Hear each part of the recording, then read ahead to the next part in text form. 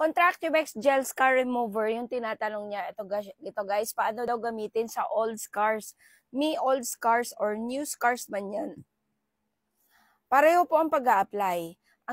Ang pag-a-apply ko nito dati, thrice a day po siya. Tapos, bago mo applyan, ay hugasan nyo po muna yung scars or damage sa inyong balat. Pwede po to gamitin sa keloid. Pwede rin gamitin sa mga acne scars or pimple scars, kahit anong scars naman, pwede. Mas mabilis matanggal kapag mababaw na scars. Pero kapag matagal na, natatanggal din po siya guys, pero matagal na gamutan. Okay, paulit-ulit din ako magsasabi ng ganun dito. Ano? Pero guys, itong Contractivex Gel ay hindi na po siya available dito sa TikTok shop kasi hindi na po nila nalalagyan ng stocks. Hindi ko alam kung bakit.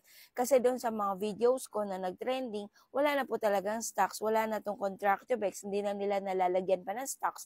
And then guys, meron akong maire-recommend sa inyo. Ito po siya guys.